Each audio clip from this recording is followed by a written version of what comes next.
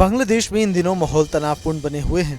हिंसा और आगजनी के बीच हालात ऐसे बन गए थे कि प्रधानमंत्री को ही अपना देश छोड़ना पड़ गया था। शेख हसीना ने अपना देश छोड़ा तो साथ ही बांग्लादेश के हालात भी लगातार खराब होते जा रहे हैं।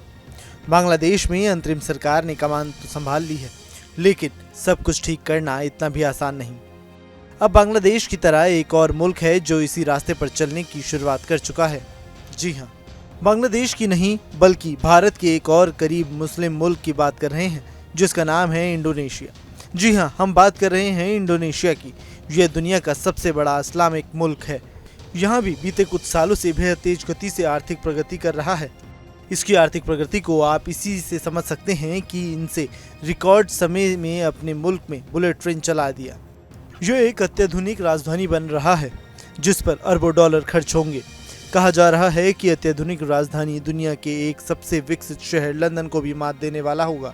हम बात कर रहे हैं इंडोनेशिया की। यहाँ की आबादी 28 करोड़ के करीब है। यह मुल्क सैकड़ों द्वीपों का मुल्क है। यहाँ के कुछ इलाकों में हिंदू समुदाय की आबादी भी अच्छी खासी है, लेकिन यह मुल्क बीते कुछ समय से नागरिकों के विरोध प्रदर्शन की वजह से घिरा हुआ है।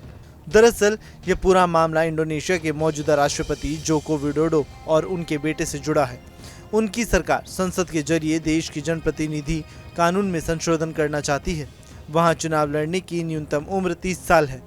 दूसरी तरफ राष्ट्रपति जोको विडोडो अपने बेटे को राजनीति में लाना चाहते हैं, उसे चुनाव लड़वाना चाहते हैं, लेकिन उसकी उम्र अभी 29 साल है। ऐसे में वे संसद के जरिए इस जनप्रतिनिधित्व कानून में संशोधन करना चाहते हैं।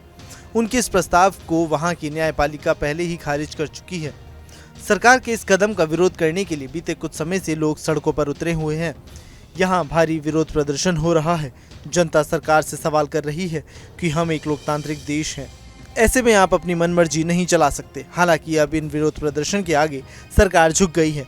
उनसे इस विधेयक पर चर्चा को अलग सत्र में टाल दिया है, लेकिन राष्ट्रपति जोको विडोडो और उनकी सरकार के खिलाफ उठा विरोध का ये स्वर अन्य मुद्दों की ओर भी डाइवर्ट हो रहा है। इसमें सबसे बड़ा अहम मुद्दा है नई राजधानी पर विवाद। जोको विडोडो की योजना थी कि वह अपने 10 साल के शासन में इस राजधानी का निर्माण पूरा कर लेंगे, लेकिन उनका शासन इस साल खत्म होने जा रहा है। लेकिन नई राजधानी बनने का काम अभी अधूरा है। इस राजधानी के लिए बड़े पैमाने पर स्थानीय लोगों की जमीन ली गई, लेकिन उन्हें उचित मुआवजा नहीं दिया गया। इसको लेकर भी वहां की जनता में राष्ट्रपति के प्रति नाराजगी है। अब देखना होगा कि क्या इंडोनेशिया बांग्लादेश की तस्वीर से दूर रहता है या फिर एक बार फिर से हमें बांग्लादेश की तस्वीर इंडोनेशिया में भी देखने को मिल सकती है।